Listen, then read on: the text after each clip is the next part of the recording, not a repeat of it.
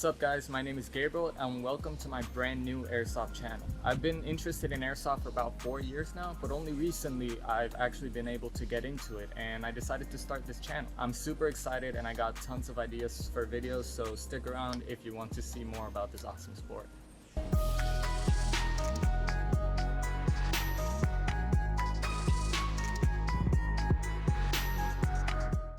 Today I've got a really helpful video for anybody that's trying to start Airsoft like me, or maybe you already started Airsoft but you're looking for a backup rifle just in case your main one breaks down. What I've got here is the Lancer Tactical LT-19B Gen 2 M4 rifle. Now this rifle ran me about $160, but it did include the 300 round high capacity magazine, a 9.6 1600 milliamp hour battery, and the standard wall charger, along with a couple cool things that I'll get into as I go along with the review. Now, as you might know, Airsoft is a rather expensive sport, and it's not very unheard of that cheap rifles really aren't worth the money. A lot of times they break down rather quickly. But I can tell you from now, this really isn't the case for the LT-19B. For the time that I've had it, it's been super reliable, and honestly, I've gotten some really good results out of it. So like I said earlier, in the package I received a 9.6 volt 1600 milliamp hour nunchuck battery, which I'll talk to about in more detail as I go along in the actual review. But I also got the standard wall charger for the battery, the 300 round high capacity magazine, which is metal on the outside, an unjamming rod, a 1000 round bag of Lancer Tactical 0.2 gram BBs, which by the way is super great to see because a lot of times these cheap rifles come with like a bag of 100 0.12 gram BBs that'll shatter your gearbox. But in this case, you can use them. I've actually used them myself and they've worked just fine. Aside from that, the rifle came with a little M4 Lancer Tactical patch, which I thought was a really cool detail because they didn't have to do that. Now last but not least, in the package, obviously, it came with the rifle itself. Now it comes in at 31 or 34.5 inches depending on how far you extend the crane stock, but most of its body is comprised of nylon reinforced polymer. And to a lot of people this already might be like a turn down, like, oh no, I want the real steel experience. But give it a shot. Honestly, I was thinking the exact same thing until I received it. It feels much sturdier than I thought it would, it weighing in at around 4.3 pounds, which is light enough for you to be able to run all day long, but still heavy enough for you to still get that feel like you are holding a rifle, you're not holding a toy. Now, the nylon reinforced polymer looks super good at any distance. The only problem that I have with it is that if you look at it really close up, it does scuff a little bit easier than most. And to me, that's not really a problem. It's not a do or die, because in this line of sport, it's gonna get scuffed anyway. Like, it's not news for your rifle to end up beaten up and bruised, but to a lot of people, they do like that. They do like keeping the aesthetics of their rifle, so it's something to keep in mind. But to me, it's not really enough of a deterrent for me to not get this rifle. I'm gonna briefly overview on all the specs on this rifle. I'm just gonna go from tip to stock and try and get as much detail as I can. So we're gonna start by the orange tip. Now the flash hider is the federally mandated orange tip that has to come in with every single gun that is sold in the US, but it is removable. It has a pin on the bottom that you need to remove, and once you remove it, you find a 14mm counterclockwise thread, so you can use a suppressor, a tracer unit, or any kind of aftermarket flash hider for it, which is kind of cool if you don't like this orange tip. So moving on to the barrel itself, we have, as I said, the black metal outer barrel and a 400mm long 6.03mm tight bore inner barrel. Now this is where this rifle already starts to shine, because a tight bore barrel in a budget gun is not that common to see, and that makes all of the difference. It keeps more of the air trapped behind the BB, which directly affects your accuracy, your range, and your FPS. With 6.03, it's kind of that sweet spot where it's tight enough to give you good performance, but not too tight to where you're gonna start misfiring and having problems. Now moving on, we have a 10-inch rail system, and it already comes with two 6-segment rail pieces, one 10-segment rail piece on the bottom, and a monolithic rail on the top. Now this is absolutely amazing because with this, you're set to go if you want to add any attachments like a foregrip, a laser, a sight. And if you don't want these, if you just want like the smooth like rail grip, then what you can do is that you can remove the sides and the bottoms with the actual Allen key that comes with the rifle, so you have that smooth grip if you're not planning on actually using any attachments. So one thing I don't like about the rail system is that it's a Keymod rail system, so it means is that you can move these rail segments wherever you want on the rail system. But the 45-degree rails aren't actually Keymod. Like, they're shaped like the Keymods, but they're not made to actually be used. They're not sized in properly, so they're only there for aesthetics. I assume that they did it for a reason, but the reason to me is not too obvious. For me, that's kind of the only downside to this rail system as I've seen so far. Next up, we actually have the iron sights that came on the rifle. So on top of the monolithic rail, it came with 2 flip-up iron sights. They have a little push tab that you can just push down and it snaps up. They're super snappy, secure. I haven't had any problems with that. They are made out of polymer, and both of them are adjustable for windage and elevation. The rear one has a little side screw and adjustable apertures, so if you're shooting up close or far, you can have a good target acquisition with that. You just flip up or down the little sight. The windage adjustment is by clicks, so that's really good. It won't really like wiggle loose on you like some of these cheaper sights where you just turn the knob and you're done with it. In this, it means that 1 click equals a certain amount of distance, so you can do it as close to 0 as possible. Now when it comes to the front side, this is the one that actually gave me the most problems. It has a little adjustable top post that you can see there, and it works by pushing in a little pin that's on the side and rotating it. It's almost like the Magpul flip-up sides that they sell. But the problem is when I tried to push in the pins, sometimes it got stuck with the slots that I had to rotate with. So it was a pain to move, and I had to adjust it quite a bit from the box in order to get it to work.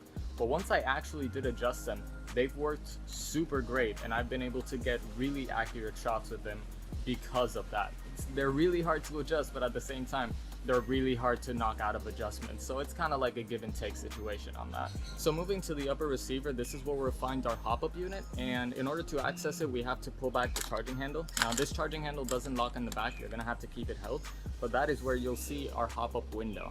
Now this hop-up is a rotary style hop-up. So the good thing about a rotary style hop-up is that all you have to do is just pull back the handle and you have this dial. So you just move the dial up or down depending on how much hop you want, in order to affect your BB's trajectory arc to try and get the most range. So now comes the actual power behind this rifle.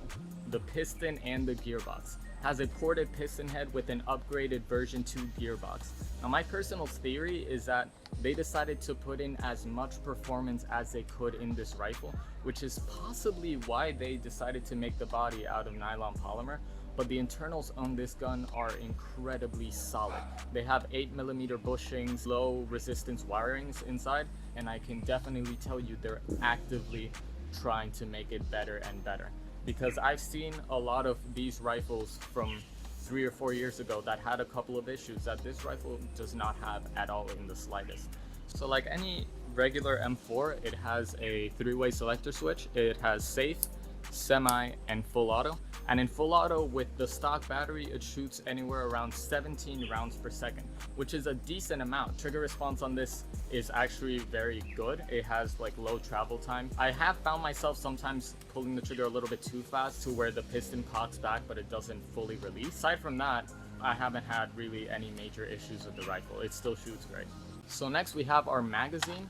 Like I said, it's a 300 round high capacity magazine made out of metal with the little Lancer Tactical logo on the bottom. So the way that you use these magazines is that they have a little trap door on the top. You just take your BBs, pour them in there, and then you wind the little wheel at the bottom. So what this does is that it creates tension and it brings in the BBs from the reservoir into the actual channel where they're going to be fed. It takes a little while to wind, but once you finish winding it, it should last you the entire mag. I love this magazine. I haven't had issues with it feeding, so it's a really good magazine. Something I do want to say, which is related to the magazine but not the magazine's fault, this is kind of just the rifle's build. When I try to actually insert the magazine, sometimes if it's like at an off angle, the magazine's port is gonna bump up against the hop-up's port, and it's kind of gonna false click. Like the little mag button clicks a little bit because the magazine is pushing on it, but it doesn't go the whole way in. So if you're not careful, once you put it in there, you think it's set, and once you take aim, the magazine will just fall back out because it's actually not put in properly. So like I said earlier, this rifle comes with a metal sling point, and honestly I haven't had any issues with the sling point. It is super sturdy, like no wiggle room whatsoever. It feels very secure, it's very strong. It has multiple little holes, so you can choose how you want to mount it. I've jumped around with it, I've tugged on it, I've created tension with it to get a steadier shot, and at no point have I felt like, oh, this is gonna like drop on me. So all in all, I would give it an A on the Sling Point. Like, it's great, it does what it needs to do, it's not really that complicated. So moving to the back of this rifle is when I think things get really interesting, because this rifle comes with a quick change spring system. And if you don't know what that means, it is a system where you can change the spring that drives your piston, and that directly links into your FPS. So in outdoor fields, FPS limits are a little bit higher because there's more distance, therefore you need a little bit more power in order to get the BBs through. But when it comes to indoor CQB, your FPS limit is way lower. So if you only have one rifle, it's great to be able to change your spring quickly, because then you have a rifle that can do both for the price of one. So the way that it works is that you have to remove the stock by just pulling down on the little lever and just pulling the stock out, putting a screwdriver through the buffer tube, removing it, and then you just need an Allen key to turn the spring guide and pull out the spring. From that point on, you just put in a new spring, adjust the spring guide again, put everything back together, and now you have a rifle with a completely different FPS to your liking. Having the option to actually change your spring super quickly in about under 2 minutes is super helpful, because like I said, you don't limit yourself. The thing about this rifle is that it comes in a indoor and outdoor version. The outdoor version, which is the one that I've got here, shoots around 375 to 400 FPS, and the indoor version shoots around 300 to 350, which fall under the guidelines of the CQB versus outdoor arena. But like I said, once you have one of them, if you just buy another spring, then you technically have both of them. So here at the end of the gun, we have an adjustable crane stock, which you can adjust by just pushing down on this lever and sliding it back and forth. It is a 6-position crane stock. Basically, you just click this in and it locks into the little notches on the actual buffer tube. And so far, I haven't had any issues with it, like sliding back, jiggling too much. It has just a little bit of play, but it's not to the point where it feels like it might just break on me. It's more just like the space between like the notch and the actual peg in there. So it's got a lot of adjustment, and that's really good for different sized people. Really helps it kind of aim towards everybody that's in the game.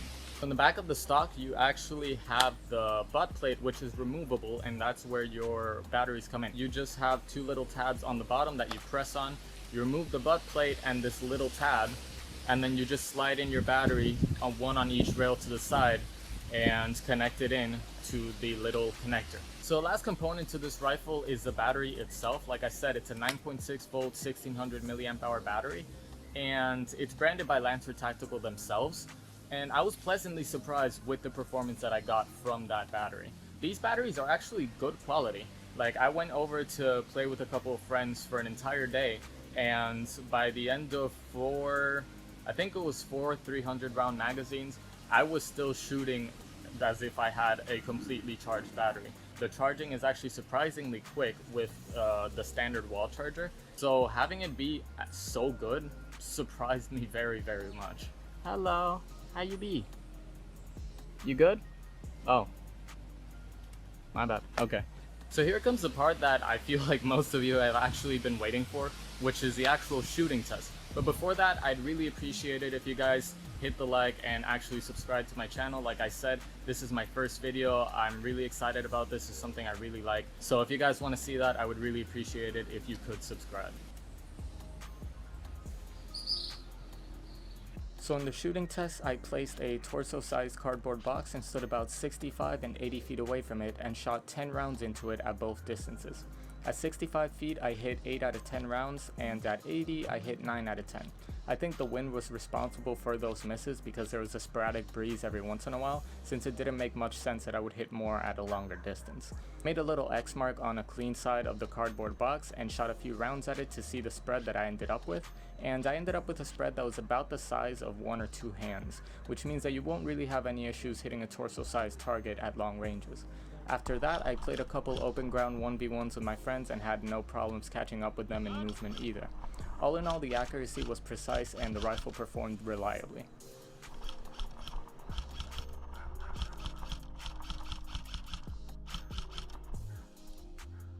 So overall, I'm going to give you a quick pros and cons list about this rifle so that you can make a decision yourself on whether or not it's actually worth it. So there's a lot of good things on this rifle, but they can kind of be summed up in these things. One is that it's very affordable for the actual performance. I feel like this rifle outperforms tons of different rifles in its same price range because of that upgraded gearbox that they have. It is absolutely great. It has great accuracy. Another thing is that it feels sturdy yet lightweight, but it still does feel legit. It doesn't feel cheap. It doesn't feel like a toy gun.